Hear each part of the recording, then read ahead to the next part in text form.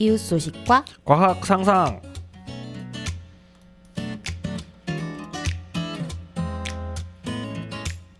안녕하세요. 오늘도 시청자 참여 프로그램의 일환으로 진행하는 이웃 소식과 과학 상상 시간입니다.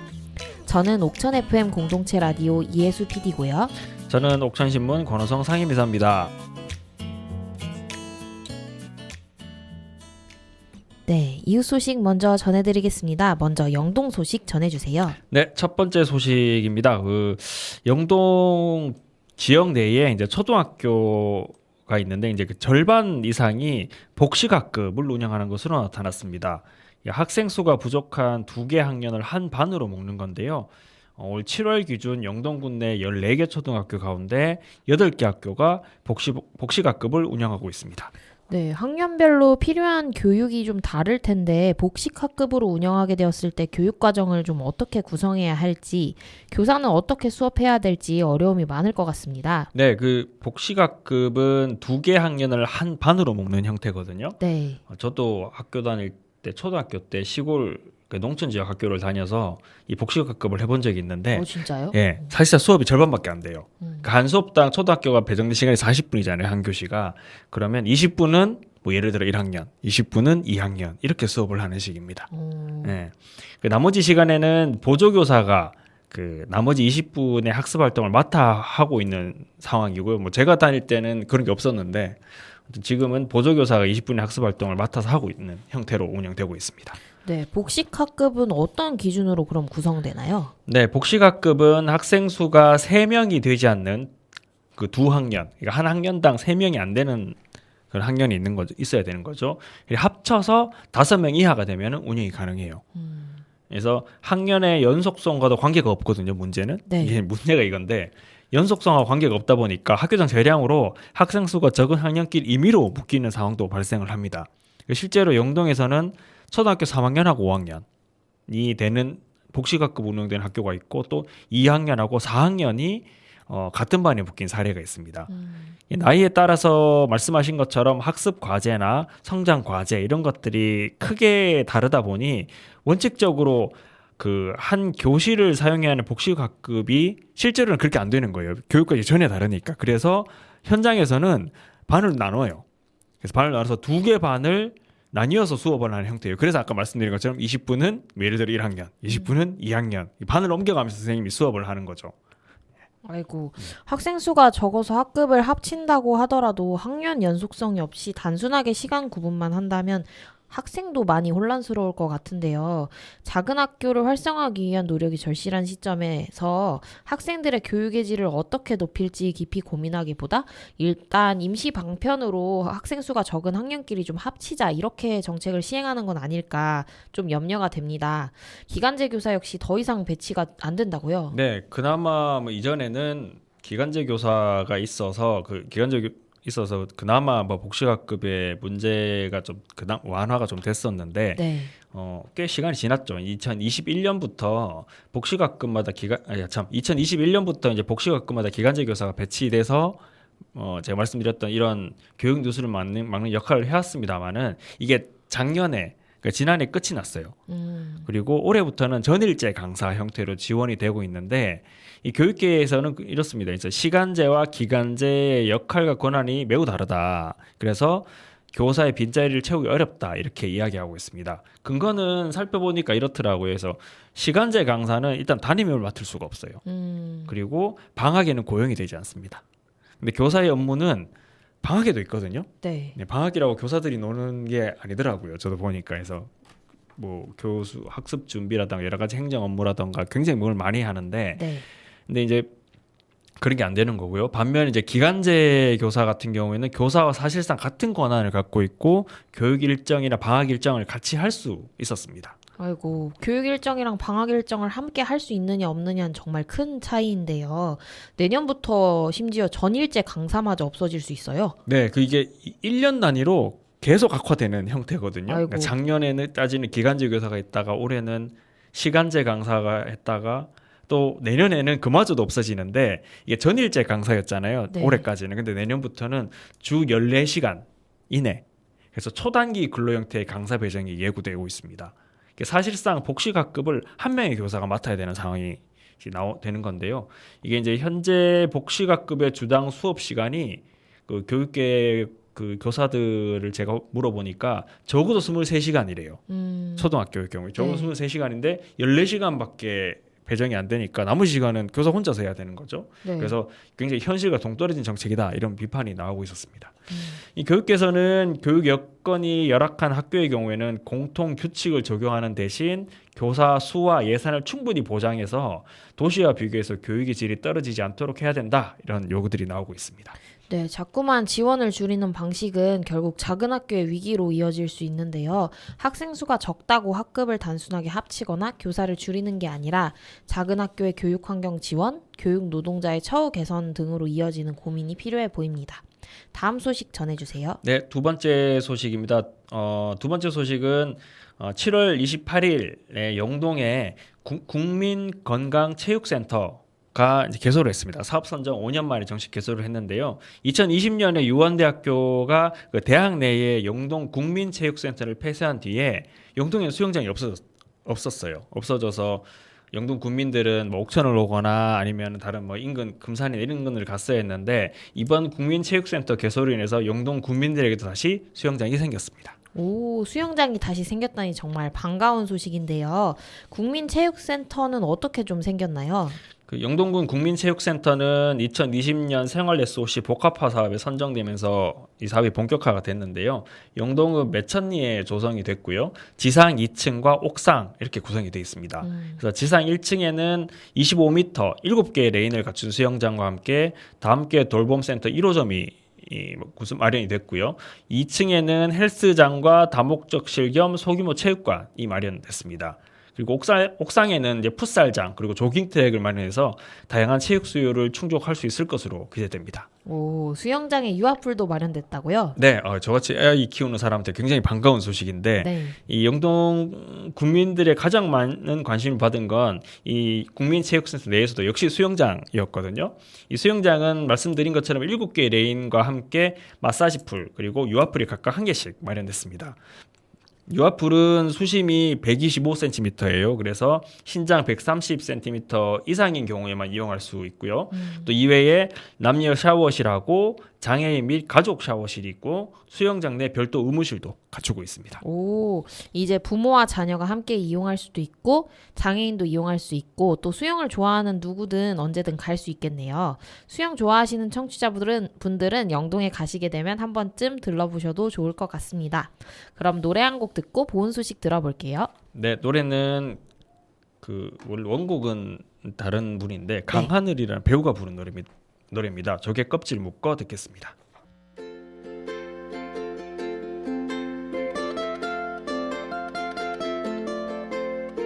조개 껍질 묶어 그녀의 목에 걸고 불가에 마주 앉아 밤새 속삭이네. 저 멀리 달 그림자 시원한 파도 소리 여름밤은 깊어만 가고 잠은 오질 않네. 랄랄랄라랄랄라 랄랄랄라랄랄라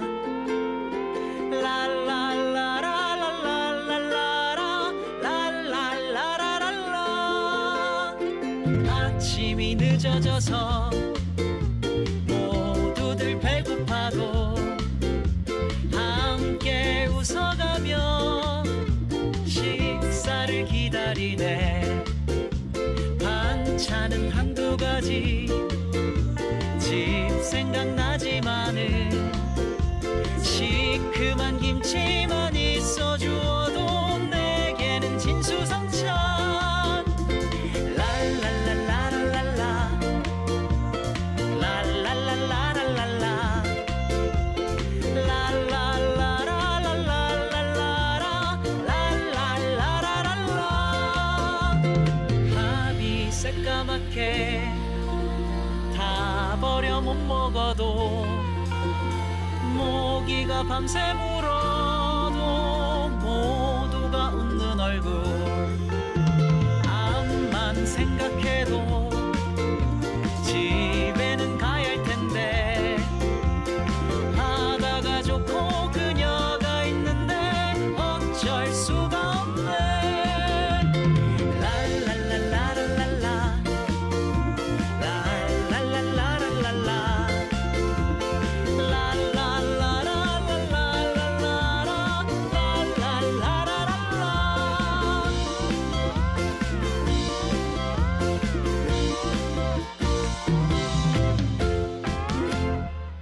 노래 듣고 왔습니다. 이제 보훈 소식을 들어볼 시간이죠. 네, 첫 번째 보훈 소식입니다. 이번에 보훈 지역 청소년 사격 국가대표가 이 보훈 지역에서 배출이 됐습니다. 주인공은 바로 박종웅 선수인데요. 이 선수는 중학교 3학년, 굉장히 어리죠. 이 굉장히 3학년 나이에 국가대표로 선출돼서 큰 관심을 모았습니다. 아니 국가대표 선발이 됐다니 정말 대단한데요. 박종웅 선수 좀 어떤 선수인가요? 네, 박종웅 선수는 말씀드린 것처럼 보훈 사람이고요. 네. 예, 보훈 중학교 3학년에 재학 중입니다. 그래서 지난 5월에 열린 제54회 전국 소년체육대회에서 남중부 공기소총 개인전 금메달을 차지하면서 이 전국 정상급임을 국내에 다시 한번 확인시켰습니다.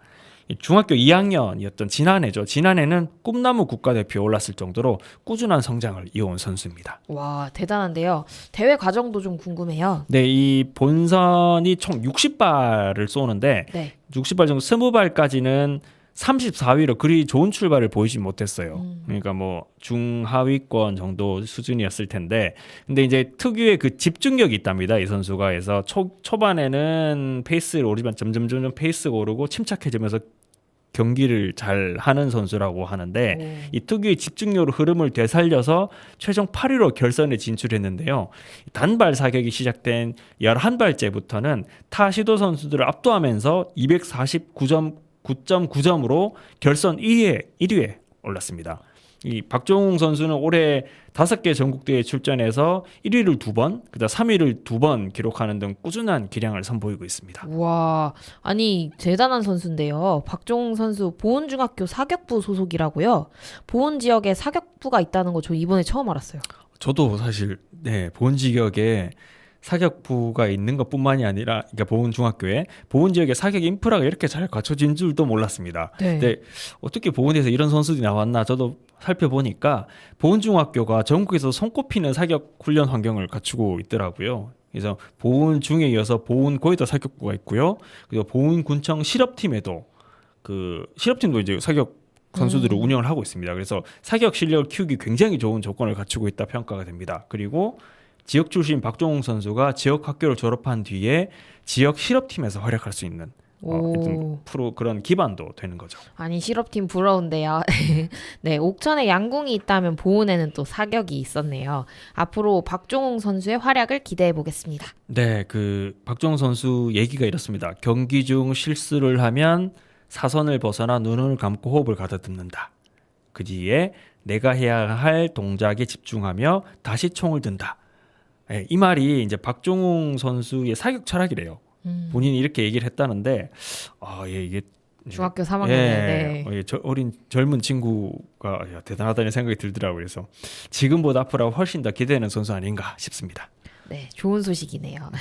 다음 소식은 어떤 소식인가요? 네, 그 두 번째 소식은 보훈군의회에서 김도하 보훈군의회 의원이 7월 21일이죠. 얼마 전에 이제 5분 자유 발언으로 햇빛 기본소득 도입을 제안했습니다. 이거는 이제 요즘에 많이 좀 이슈가 되던데 전남 신안군의 햇빛연금하고 비슷한 개념인데요. 에너지를 공공자산으로 인식하고 여기서 발생한 수익을 지역 주민들에게 기본소득 형태로 환원하자는 걸 공식적으로 제안해서 관심을 받았습니다. 햇빛 기본소득 또는 햇빛 연금에 대해서 아직 생소한 분들도 그래도 계실 것 같은데요. 어떤 정책인지 좀 설명해 주세요. 네, 그 전남 신안군에서 처음으로 도입된 정책인데요. 인구 위기 감소를 겪던 신안군이 2021년에 태양광 발전 수입을 지역사회에 환원하는 햇빛연금 정책을 도입했습니다. 주민 한 명당 분기별 최대 60만 원을 지급하는 기본소득 제도였는데 이 에너지를 공공자산으로 인식하고 이를 정책으로 풀어낸 성공 사례다 이렇게 평가를 받고 있어요. 이 전남도는 신안군 사례를 확장하기 위해서 올해 재생에너지 기본소득 정책을 추진하기로 결의하기도 했습니다. 김도하 의원은 타 지역 사례를 참고해서 태양광 발전 수익을 가구 단위로 배분하거나 또 마을 복지에 환원해서 농촌의 지속 가능성을 높여야 한다라고 주문했습니다. 실제 햇빛 기본소득이 실현되려면 여러 가지 조건들이 좀 갖춰져야 하는데요. 태양광 시설도 필요하고 군에서 이를 운용해서 얼마나 수익을 낼지 그리고 얼마나 환원을 할지 등등을 결정을 해야 됩니다. 지역별 특수성도 감안해야 해서 쉽지만은 않은 정책으로 알고 있는데요. 김도화 의원은 여주시 사례와 함께 보은 지역 내 사례 역시 선도 사례로 제시했다고요. 네네. 김도화 의원은 여주시 사례와 보은군, 마로면, 갈평 1, 2 사례를 주목했는데요. 일단은 여주시의 경우에는 구양리라는 마을인데 이 마을 주민들이 직접 햇빛 두레라는 협동조합을 결성했어요. 결성해서 1메가와트 규모 태양광 발전소를 운영하고 있습니다. 1메가와트급이면 꽤 커요.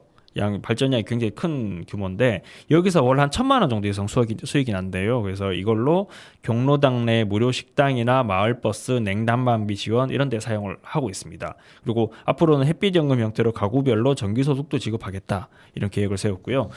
마로면 갈평리 같은 경우는 농어촌 공사가 갈평 저수지에 마찬가지로 1메가와트급 규모 수상 태양광 발전소를 설립해서 연간 한 1,314메가와트 아워 정도의 네. 전력을 생산하고 있습니다. 그래서 이 중 한 50kW 규모는 주민 협동조합이 참여해서 운영하고 있는데 이를 통해서 한 20년간 고정 수입을 확보를 했다. 뭐 이렇게 얘기가 되더라고요. 그래서 마을에서는 1차로 전 세대에 연 10만 원 연금 형태의 10만 원의 소득을 지급을 했고요. 이후에는 마을 주민들을 위한 복지 사업도 할 계획입니다. 김도화 의원의 구체적인 구상은 무엇인가요? 네, 김도화 의원은 가구당 20kW 태양광 발전 시설을 설치를 하면은 월 한 40만 원 정도 수익을 얻을 수 있다 이렇게 설명을 했어요. 그래서 이 수익은 지역 주민 스스로 벌어들이는 소득으로 공동체 기반인 자립경제를 가능하게 할 거다 이렇게 강조를 했고요. 그래서 이제 설치비나 이런 것들이 중요하잖아요. 그래서 네. 뭐 설치비는 국비와 지방비 자부담으로 나누고 자부담은 군이 저리 융자를 제공하면 실현 가능성을 높일 수 있을 것이라 주장했습니다. 네, 공공에너지를 활용해서 지역 공동체 활성화까지 이끌어내는 좋은 시도가 될 수 있기를 기대해 봅니다. 그럼 노래 한 곡 듣고 과학 상상으로 이어갈게요. 네, 노래는 이제 태양광 발전 한참 얘기를 해서 생각나서 이 노래를 준비했습니다. 흔적의 노래입니다. 발전 듣겠습니다.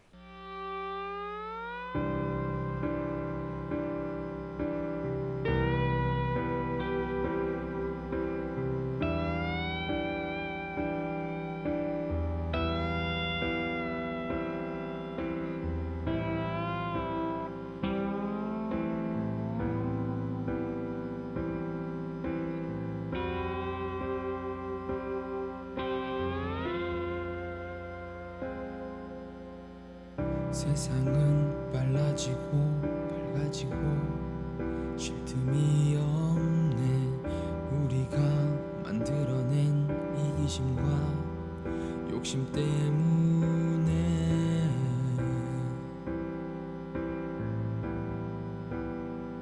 길을 잃네.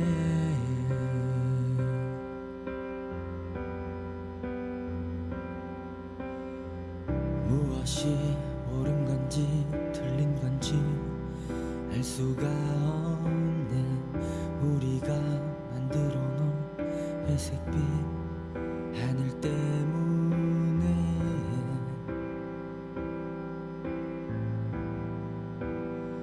숨 막히네.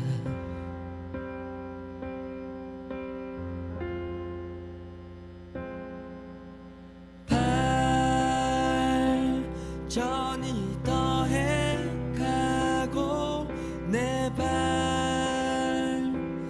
내 손이 편해지고 내 시간이 만족해져 편한 일상이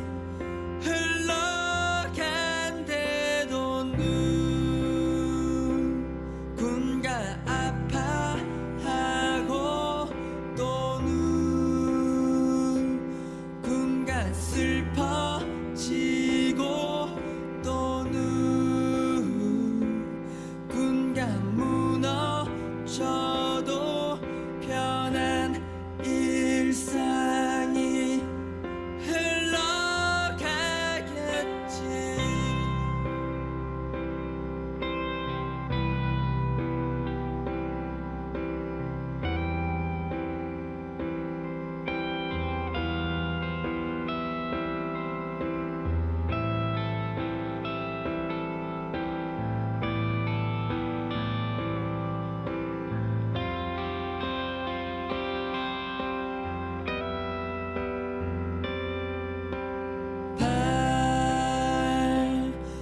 천천히 더해가고 내 손이 편해지고 내 시간이 만족해져 편한 일상이 흘러간대도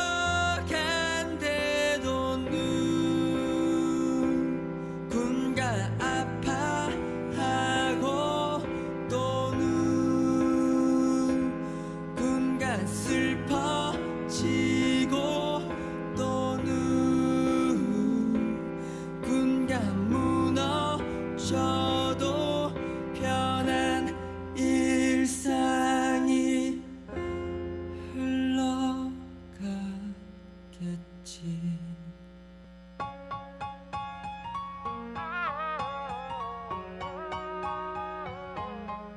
지구에는 중력이 있어. 네, 기다리고 기다리던 과학 상상 시간입니다. 오늘의 주제는 무엇인가요? 피디님만 기다리고 기다리는 거 아니겠죠? 아니에요. 네, 네 과학상상 이번 주제는 패션에 대해서 이야기해 볼까 합니다. 이제 과학에서 과학 시간에 하다 이제 스타일, 뭐 패션, 뭐 이런 이야기까지 하나 싶으실 수도 있겠습니다만은 이 패션이라는 거는 우리가 아름답다도 느끼고 우월함을 증명하는 수단으로 곧잘 활용되고 있다는 점에서 과학 분야에 포함될 수도 있겠다 생각해서 준비를 했습니다. 이번 주제는 저도 사실 굉장히 어렵더라고요. 그래서 여러 사람의 좀 도움을 받았는데 이 데이비드 P 바렛이라는 사람이 쓴 자연을 지향하는 두 가지 방법, 그 다음에 캐서린 세먼하고 레베카 L 비치라는 사람이 쓴 패션 성적 과시와 지위 게임, 그리고 W 데이비드 마크스라는 사람이 쓴 반항은 어떻게 패션이 되는가, 정말 외국 사람인데 네. 하여튼 이 사람들의 글들을 바탕으로 준비를 했습니다. 네, 패션, 외적 요소에 대한 과학적 이해가 오늘의 주제라고 보면 될까요? 이게 넓게 보면 외모에 대한 과학적 이해가 맞습니다만은 오늘은 그 중에서도 생물학적 관점으로 패션을 바라보려 합니다. 이 생물학적 관점이라는 게 생명체를 이해하는 하나의 틀이라고 생각하시면 돼요. 근데 뭐 예를 들어서 뭐 사람의 성격을 이해하는 방식이 여러 가지가 있을 수 있잖아요. 뭐 개별 상담을 통해서 파악하는 방법도 있고, 설문조사를 하는 방법도 있고, 뭐 주변 환경에 따라 성격 영향을 받는다는 그런 이론을 근거로 판단할 수도 있고, 뭐 최근은 아니죠. MBTI, 네. MBTI 뭐 이런 걸로 이제 성격을 파악하는 경우도 있고, 네. 요즘은 저런 것도 있더라고요. 어떤 거요? 애견남 테토녀? 아, 네. 네, 그렇게 뭐 평가하는 방법도 네. 있는데 뭐 저는 그걸 별로 좋아하진 않습니다. 아무튼 뭐 그런 식이라고 생각을 하시면 돼요. 근데 생물학적 관점은 유전자를 중심으로 설명을 하는 방식이에요. 그래서 이제 뇌과학 분야의 생물학적 관점은 신경과학이다. 뭐 이렇게 보는 건데 말이 좀 어렵죠. 네. 예, 이게 쉽게 얘기하면 그겁니다. 우울증이 있다면 이건 세로토닌의 불균형 때문이다. 이렇게 보는 게 이 생물학적 관점이에요. 네. 뭐 심리적인 이 사람의 트라우마라던가 이런 것들은 다른 틀로 보는 거고, 네. 근데 이게 여기서 이제 우리가 좀 판단을 잘 해야 되는 부분은 어느 것들이 우월하다, 더 낫다 이 개념은 아닙니다. 다양한 관점이 있다. 예, 다양한 관점을 보는 방식, 그 틀이라고 생각해 주시면 됩니다. 패션은 근데 보통 문화적 관점으로 많이 접근을 하잖아요. 근데 생물학적 관점으로 본다는 게 좀 생소하기도 한데요. 패션을 어떻게 생물학적 관점으로 볼 수가 있나요? 이게 이제 패션도 생존이나 번식, 그 뭐 종족 보존이 유리한 쪽으로 선택되거나 집중된다라는 게 뭐 생물학적 관점이라 할 수 있겠네요. 우리가 어떤 옷을 입고 불편해도 여러 장식을 하는 이유를 과학적으로 이해할 수 있는 기회가 될 것 같습니다. 네, 이게 물론 뭐 우리의 결정 그리고 우리의 패션에 대한 호불호를 이해하는데도 좀 도움이 되지만요. 패션은 인간에게만 있는 게 아닙니다. 잘 보면은 동물들이나 식물들도 고유의 목적을 가지고 이 패션을 활용을 하죠. 대부분 수컷들의 경우에 외모가 굉장히 화려한 경우가 많은데요. 꿩 아시죠? 꿩. 네. 네, 꿩의 경우에는 까투리든 이렇게 약간 황토빛이거나 잘 네. 눈에 안 띄는 그런 외모인데, 장기 같은 경우는 얼굴이 붉고 꼬리털도 길고 무늬도 있어요. 그리고 이제 민물고기 일종 구피 같은 경우도 네. 수컷이 꼬리가 훨씬 오, 화려합니다. 맞아요. 네. 그리고 이게 맨드릴 개코 원숭이라고 있는데 네. 뭐 처음 들어보셨죠? 맨드릴 개코 원숭이. 네. 이 원숭이는 이 수컷 원숭이는 엉덩이가 무지갯빛이에요. 엉덩이 무지갯빛이라고요? 네네. 어허, 정말 화려하네요. 화려한 색깔을 가진 화려한 색깔의 깃털을 가진 새들은 좀 생각나는 것 같아요. 네네 맞습니다. 마찬가지 그런 개념인데 생각해 보면 인간도 사실 여러모로 불편한 옷을 기꺼이 입는 경우가 굉장히 많습니다. 뭐 높은 하이힐을 신는다거나 찢어진 청바지를 수십만 원씩 주고 사 입는 경우도 있고요. 일부러 찢어진 걸 사 입는 경우도 있죠. 네. 그리고 뭐 똑같은 소가죽으로 만든 가방인데 뭐 어떤 브랜드냐에 따라서 뭐 몇만 원 하는 것부터 천만 원을 훌쩍 넘기는 경우도 네. 있죠. 예. 이 같은 기능을 가진 가방을 수백 배 이상 차이가 남에도 큰 돈, 그러니까 이제 큰 기회 비용을 부담하면서 구매하는 경우도 나름 합리적 선택일 수 있다라는 거죠. 그렇군요. 네, 그래서 이 앞서 말씀하신 것처럼 우리가 흔히 이제 이 같은 패션의 특성을 문화적 현상으로 이해하는 경향이 있는데 저는 그래서 이제 뭐 생물학적 관점이 이게 우수하다, 뛰어나다는 개념이 아니라 우리가 흔히 문화적 현상으로만 보면서 생길 수 있는 착각, 그런 편견들을 좀 바꿀 수 있는 계기가 될 수 있겠다 해서 사실 준비를 한 거고요.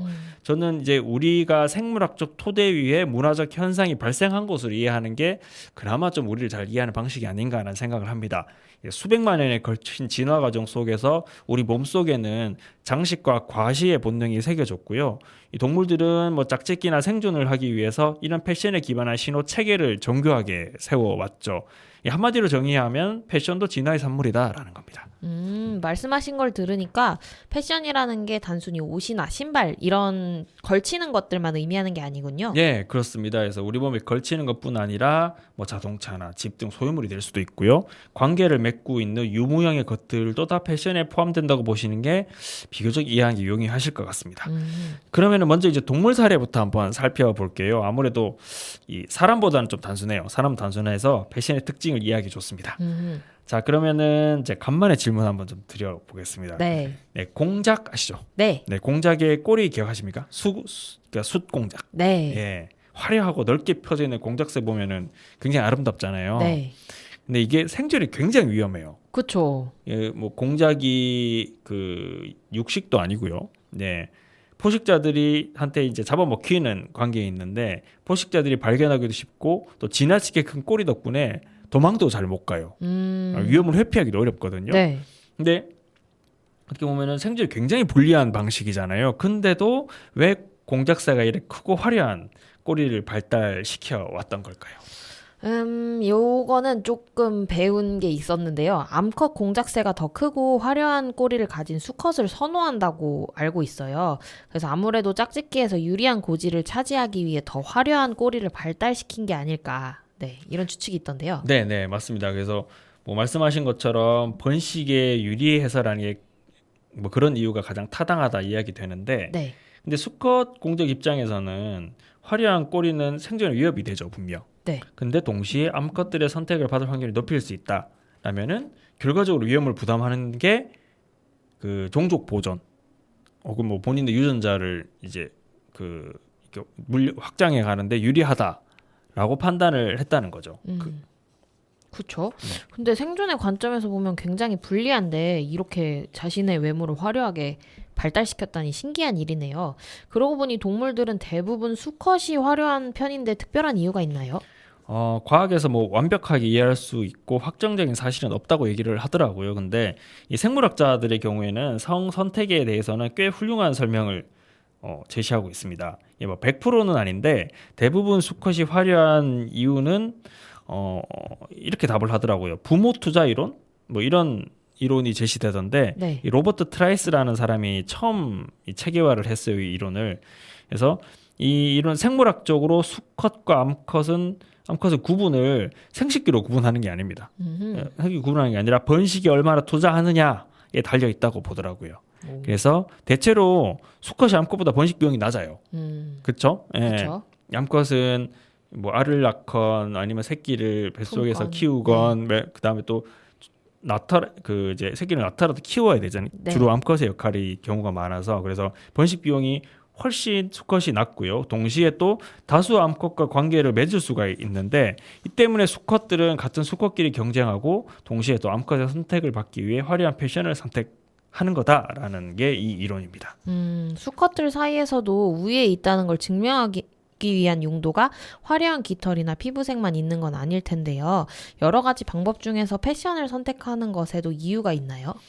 그 이유는 사실 명확하게 확인되지는 않고 있어요. 근데 꽤 설득력 있는 가설이 있던데요. 이게 인상적인 외모가 신체 및 유전적 건강의 지표라는 겁니다. 그러니까 암컷은 이러한 표본을 택함으로써 적합도를 높일 수 있다라는 건데, 그러니까 뭐 이 사람이 그 상대 수컷이 건강한지 이게 문제가 없는지를 외모로 결국 판단을 해야 되는 거잖아요. 그러다 보니까 밝은 색상 같은 경우는 질병 저항성이 뛰어나고 기생충이 없는 신체라는 걸 증명하는 것과 실제 상관관계가 있대요. 대부분 밝은 색상은 이게 달성하기 어려운 과제라고 합니다. 네. 그래서 특정 수컷이 밝은 색상을 보여준다는 거는 그만큼 어려운 그 과제를, 그러니까 이게 뭐 생리학적으로 달성하기 어려운 과제라고 표현을 하던데 그런 어려운 과제를 달성한 거죠. 그래서 신체적 건강함을 자랑하는 홍보물이 되는 겁니다. 화려한 게 달성하기 어려운 거고 그걸 달성했다는 게 그만큼 능력 있다 뭐 이렇게 여겨진다는 거군요. 네, 맞습니다. 그래서 뭐 이외 동물들의 경우 경고용, 그러니까 뭐 포식자들에게 잡아먹히지 않기 위한 경고용으로 화려함을 사용하기도 하는데요. 독화살 개구리 같은 경우가 그런 예예요. 그래서 그 굉장히 이 검은 바탕에 선명하게 빨간 줄이 그어져 있거든요. 네. 근데 실제로 그런 동물들이 더 잘 살아남습니다. 개구리들이. 위험해 이렇게. 네. 이제 뭐 노래 한 곡 듣고요. 또 우리 동물 이야기를 끝내고 우리 인간의 패션 이야기로 넘어가도록 하겠습니다. 네. 어떤 노래인가요? 네, 패션에서 저 같은 사람들은 이 노래가 생각이 나더라고요. 네, 코요테의 패션 듣겠습니다.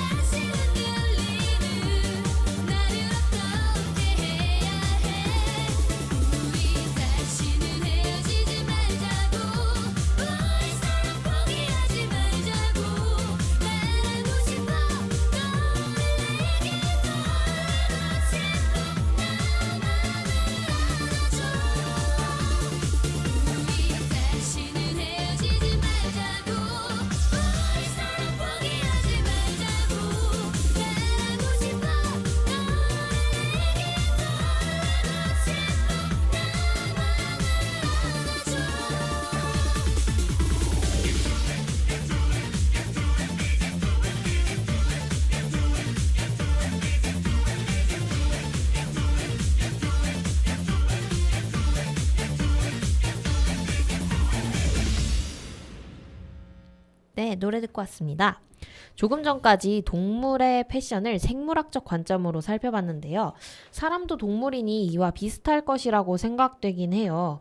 그런데 사람은 남성보다 여성이 더 패션에 많은 투자를 하잖아요. 임신과 출산, 육아에서 여성이 신체적 부담을 훨씬 많이 감내함에도 불구하고 오히려 패션에서도 더 많은 투자를 하는 상황인 건데요. 앞서 말씀하신 부모 투자 이론과 좀 배치되는 게 아닌가 궁금해요. 네, 저도 사실 이 자료를 준비하면서 이 생각을 했었어요. 사람은 안 그런데? 네. 네, 생각했는데 역시나 이 사람들도 그거에 대한 답을 준비해 놨더라고요. 그래서 보니까 이 말씀하신 것처럼 사람의 경우에는 뭐 서구 사회라던가 또 우리나라 보면은 비교적 여성이 더 화려하게 장식하는 경향이 있죠. 네. 예. 근데 이게 이제 일반적인 경향이라 보긴 어렵습니다. 만약에 이게 생물학적 특성이라면 모든 사람들이 다 그래야 돼요. 근데 다른 지역에서는 남성이 더 화려하게 장식한 경우도 있죠. 정정을 할게요. 모든 사람이 그렇다기보다는 어떤 지역이나 상황에서도 비슷한 정도의 비율로 여성이 더 많은 패션에 투자를 해야 됩니다. 네. 근데 그렇지가 않더라는 거죠. 그래서 어떤 지역에서는 그 남성이 더 화려하게 장식하는 경우도 있고요. 그리고 또 우리나라에서도 남성이 뷰티에 관심을 가지기 시작하죠. 요즘에는 네. 제 주변에도 들었는데 뭐 이렇게 피부에 정기적으로 약물과 오, 그래요? 같은 걸 주입을 해서 하여튼 피부 관리하는 남자들이 있더라고요. 그래서 네. 뭐 일반적인 경향이라고 좀 보긴 어렵죠. 그래서 뭐 이거는 인간의 생물학적 특성이라기보다는 문화적 기반에 근거한 것으로 봐야 됩니다. 문화적 특성이 상당히 반영되어 있으나 그 안에서도 생물학적으로 볼만한 부분이 많다라고 이해해야겠네요. 아, 그렇죠. 야, 이게 제가 뭐 설명할 이유가 없네요. 그게 굉장히 핵심이에요. 그 안에서도 생물학적으로 볼만한 부분을 보는 게 우리가 편견 없이 현상을 좀 더 보는 일 아닌가 싶습니다. 이제 생물학적 이 패션이 인간 이외 동물에게만 한정되어 있다면은 오늘 방송 여기서 마무리해야 됩니다. 안 돼요. PD님은 남은 시간 채울 대체 방송 준비하셔야 되는데 다행히 이제 사람의 패션에도 말씀하신 것처럼 눈여겨볼 만한 점이 많습니다. 이 패션은 사람에게도 이제 깊은 진화적 뿌리를 내리고 있는데 이 패션이라는 게 신체적 매력을 강조할 뿐 아니라 지위에 대한 신호이기도 하거든요. 그래서 이제 시대와 장소에 따라서 패션은 달라지죠. 근데 본질은 같아요. 이게 정리하면 이렇습니다. 사회적이든 재정적이든 생물학적이든 상관없습니다. 특정 패션의 지위를 나타내면 그거는 사람들에게 선호한다. 이거예요. 근데 지위를 나타내면 선호한다는 게 어떤 의미인지 좀 명확하게 이해는 잘 안 돼요. 한 가지 예를 들어 볼게요. 네. 사람들이 선호하는 것 중 하나 보석 선호하죠. 네. 네. 뭐 모두가 선호하지 않지만 대체로 대부분, 선호합니다. 네. 그렇죠? 근데 이제 사람들이 보석을 좋아하는 이유가 단지 아름다움 때문은 아닙니다. 그럼요. 예. 이 단지 아름다움 때문이라면은 그 보석이 진짜인지 모조품인지 그게 중요할까요? 신경을 좀 안 쓰겠죠? 그렇죠. 그게 중요하지 않아요. 그 아름다움 자체로 이미 목적을 달성했으니까요. 근데 사람들은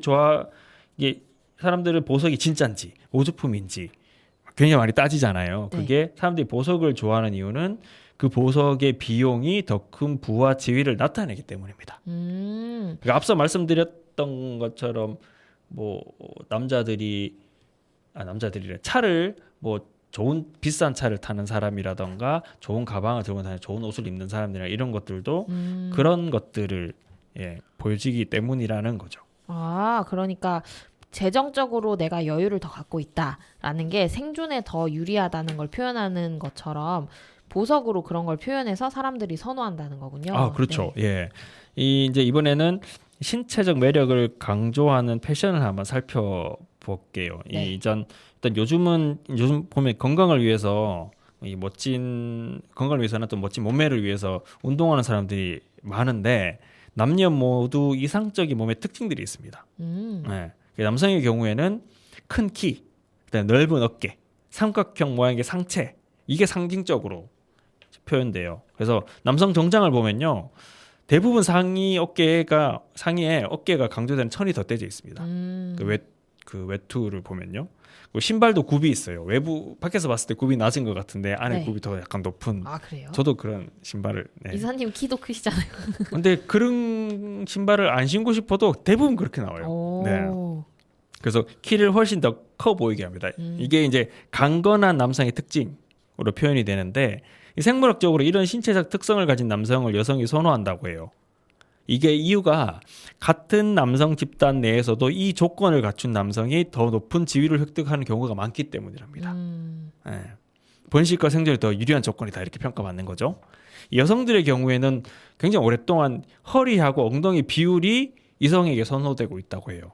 그래서 이거는 사실 에스트로겐이 지방 축적을 유도한 결과인데 에스트로겐이 풍부히 발현될 때 그렇게 비율이 생긴다고 하더라고요. 그래서 그만큼 번식 능력이 높다라는 점에서 본질이 같아요. 근데 또한 다리 길이도 여성의 패션에 중요한 역할을 하는데 역사적으로나 예술적 묘사를 보면은 남성의 다리 길이 선호는 그다지 변하지 않거든요.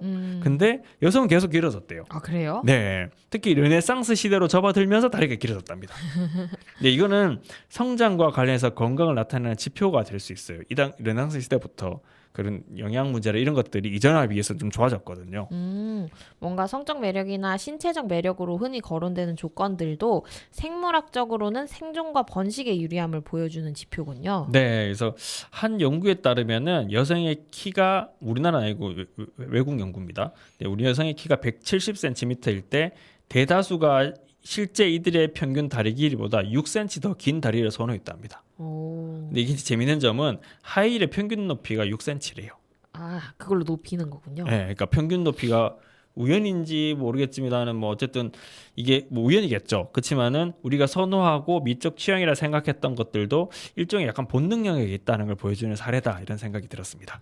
이 하이힐 이야기가 나와서 말인데요.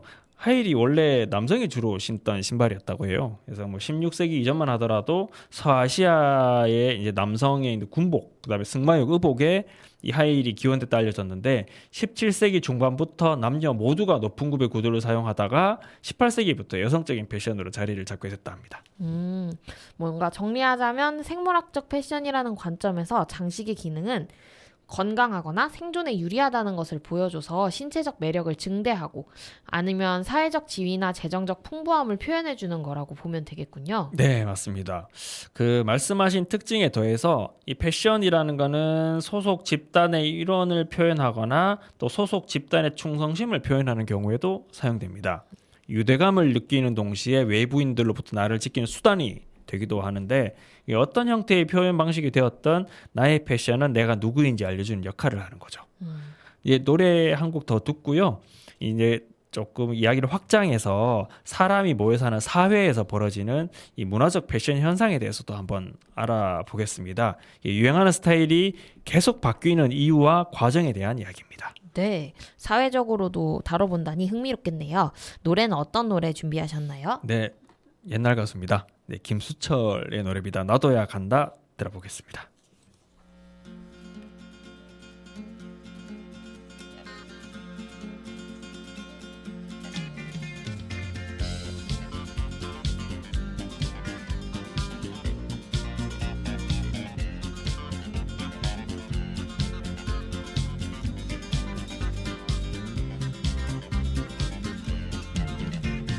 봄이 오는 캠퍼스 잔디밭에 발베개를 하고 누워 편지를 쓰네. 노랑나비 한 마리 꽃잎에 앉아 잡으려고 손 내미니 날아가 버렸네. 떠난 사랑 꽃잎 위에 못다 쓴 사랑 종이 비행기 만들어 날려버렸네. 나도야 간다. 나도야 간다. 젊은 나이를 눈물로 보낼 수 있나. 나도야 간다. 나도야 간다. 눈자락 꿈 찾아 나도야 간다.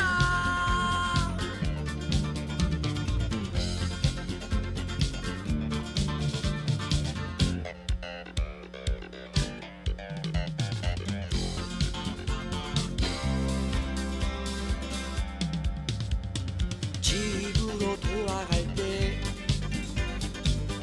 표를 사들고 지하철 벤치 위에 앉아 있었네. 메마른 기침 소리 돌아보니까 꽃을 든 여인 하나 울고 있었네. 마지막 지하 열차 떠난 자리에 그녀는 간데 없고 옷 한 송이뿐. 나도 약한다 나도 약한다. 젊은 세월을 눈물로 보낼 수 있나. 나도 약한다 나도 약한다.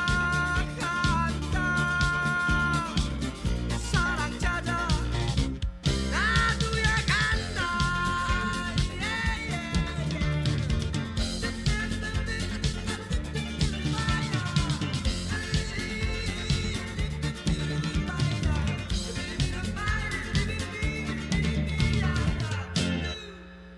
네, 계속 이야기를 이어가 보겠습니다. 우리 사회의 패션 이야기를 하겠다고 하셨는데 문화적으로 접근하려고 보면 또 너무 방대해서 우리가 지금 남은 시간 안에 다 얘기할 수 있을까 걱정됩니다. 네, 네. 저도 마찬가지입니다. 그렇게 할 능력도 없고요. 네, 말씀하신 것처럼 패션 문화 전반을 다루는 건 아니고요. 저는 그 중에서 이 반항과 저항 문화가 어떻게 좀 기성 문화가 되고 이 과정에서 패션이 어떻게 소비되는지를 좀 이야기해 보려고 합니다. 그래서 변방에서 중심으로 계속 이게 옮겨지는, 그리고 중심에 있는 것들이 다시 변방으로 옮겨지는 그 과정을 한번 좀 보려고 하는데, 청년의 저항 문화 한번 좀 들어보셨을 텐데요. 네. 뭐 예나 지금이나 계속 나타나고 있어요. 뭐 인디 음악으로 대표되는 비주류 문화도 있고요. 그 다음에 기성세대에 저항하고자 음악이나 장신구, 문신 등으로 자신의 의사를 표현하는 경우도 있습니다. 근데 이제 이런 저항 문화, 혹은 뭐 하위 문화라고도 하던데요. 이게 열등하다는 의미는 아닙니다. 네. 그 상위 하위 할 때 그거를 표현하는 건데, 하여튼 뭐 이 문화가 기성 문화로 전환되는 과정이 반복되는 게 패션의 변화를 이해하는데 중요한 단서를 제공한다는 점에서 한번 살펴볼 만한데요.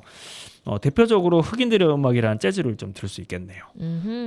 재즈는 처음 흑인 저항 문화의 상징이었죠. 아프리카에서 강제 이주된 흑인들의 역사적 고통과 저항의 목소리를 담은 노래가 많은데요. 오늘날 재즈는 개인의 서사나 정체성 탐구, 다양성 존중 등을 주제로 삼고 있어서 모두 중요한 사회적 가치이지만 좀 더 덜 날카롭게 느껴지기도 합니다. 네, 그 우리 민요도 사실 요즘 저도 이제 국악에도 관심이 많아서 제가 네. 국악도 이래저래 많이 찾아 들어보고 있는데, 민요도 좀 비슷한 과정을 거치고 있는 거 아닌가라는 게 뭐 제 개인적인 생각입니다. 그래서 뭐 우리 민요도 사실 과거 민요 보면 되게 체제 저항적이에요. 네. 체제 저항적이고 해학적으로 한계를, 그러니까 자신의 신분적인 한계를 극복하려는 시도들을 계속 해왔는데, 요즘 소위 이제 힙하다는 국악을 한번 살펴보면은 뭐 편곡도 편곡입니다만은 가사나 내용 자체가 개인의 서사나 탐구 뭐 이런 데로 이어진 것 같더라고요. 재즈나 민요의 변화가 시대의 변화에 따라 사람들의 정서에 맞춰서 변화한 것으로 이해하면 안 되는 걸까요? 이해되죠. 네. 네, 그 말씀도 맞습니다. 네. 맞는데 제가 이제 재즈와 민요를 사례로 이야기한 거는 이 저항 문화가 대중화되면서, 그러니까 대중화된다는 건 자본이 결합한다는 과정이더라고요. 그래서 자본이 결합하면서 바뀌는 과정의 특징이기도 하다라는 점을 말씀드리고 싶어서입니다. 실제로 이제 많은 문화 트렌드들이 예술가나 디자이너 같은 창조 계급이라고 표현하더라고요. 하여튼 이 사람들은 네. 새로운 걸 만드니까. 그런 창조 계급 있는 사람들뿐 아니라 하위 문화라 표현되는 저항 문화, 소수 문화에서 시작되어 왔대요. 기업들이 새로운 문화 트렌드를 발견하면은 이 자체의 의미나 혁신 이런 거 이해 못해도 상관없어요. 못하도 이해를 하고 안 하려든 뭐 못하든 관계없습니다. 중산층 청년에게 상품으로 판매하기 위해서라면 투자를 해요. 네. 근데 또 저항 문화나 대항 문화가 본질적으로 소수의 입장을 대변하고 있거든요. 네. 그러다 보니까 대중에게 전해지기가 어렵습니다. 그래서 변방의 문화가 중심으로 오게 되면 더 이상 변방의 문화가 아니기도 하고요. 주류에 속하는 중산층 이들은 거부감을 느끼는 거죠.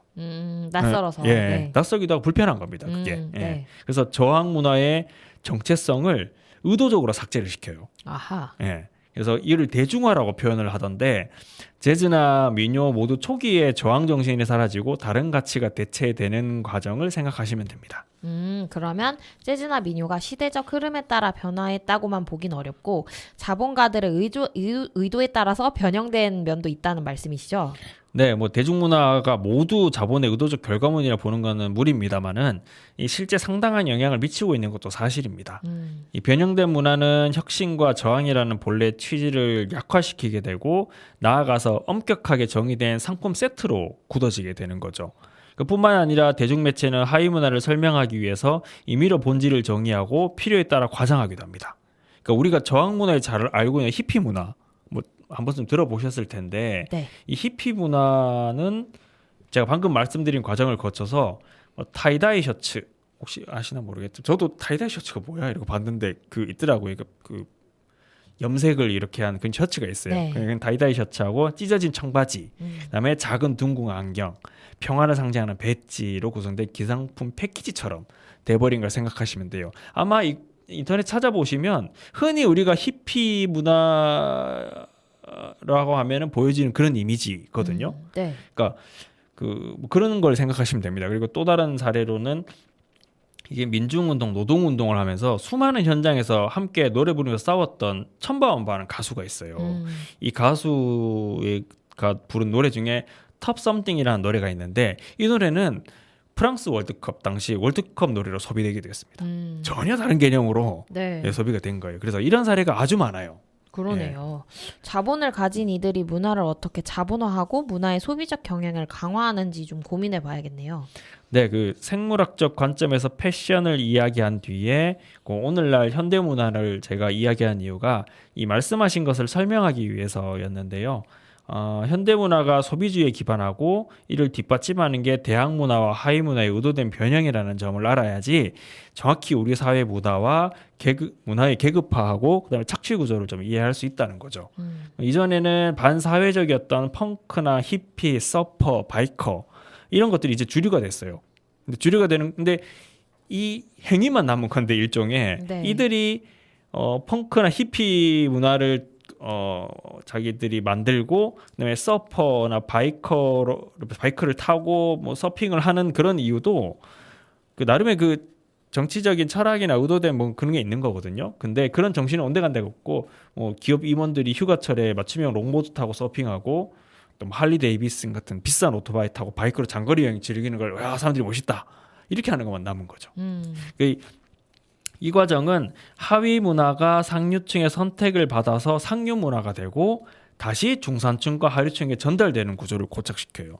그러니까 상류층이 아주 값비싼 오토바이를 타는 걸 보고 야 멋있다 해가지고 중산층도 따라하고 또 하류층도 그걸 따라하고 이런 구조가 되는 거죠. 근데 흥미로운 점은 재밌는 게 이제 하위 문화가 만약 저항 정신, 혁신, 대안 이런 것들 이런 본질들을 잃어버리지 않잖아요. 네.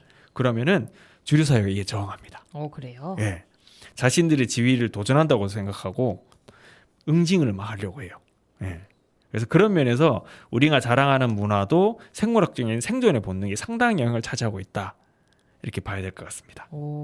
패션이나 문화가 아름다움이나 예술 세계의 추구뿐만 아니라 생각보다 더 복잡 단안하고 보다 생존에 유리하고 영속하고 싶은 인간의 욕망이나 뭐 그런 게 강하게 자리 잡고 있다는 걸 좀 알 수 있겠네요. 네, 벌써 오늘의 이웃 소식과 과학 상상을 마무리할 시간이 되었어요. 오늘도 이야기가 너무 재밌었습니다. 네, 고맙습니다. 그럼 이것으로 이웃 소식과 과학 상상 오늘 이야기는 마무리하도록 하겠습니다. 네, 다음 주에 다시 뵙겠습니다. 감사합니다.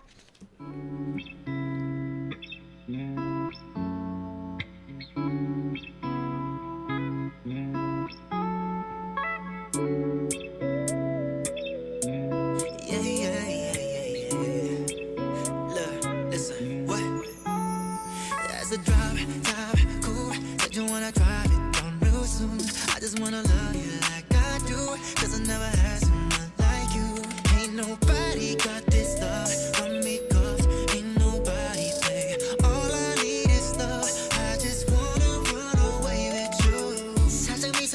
driving me crazy. 웃고 봐 everyday 매일 저녁짜리 회사 가고 있지만 나는 하루하루 나기지 baby. Mayday 보고파 미치겠어. 둘이 봐 오늘 밤 Netflix 켜 와인 닦고 baby 짠하고 let's play it. So drop top cool don't you wanna drive it down real soon. I just wanna love you like I do cause I never had someone like you. Ain't nobody got this love on me cause ain't nobody play. All I need is love. I just wanna run away with you. Baby wanna let you know you're on my mind. You're on my mind. Do you know I'm thinking about you all the time, all the time. Let me pull up to the place you at. I'll give you my heart, baby, just don't give it back. Cause all I wanna do is fuck you till the early morning. As I drive, drive, cool. Don't you wanna drive it down real soon? I just wanna love you like I do. Cause I never had someone like you. Ain't nobody got this love on me cause ain't nobody play. All I need is love. I just wanna run away with you. Can't nobody love you like I do. Can't nobody love you like I do.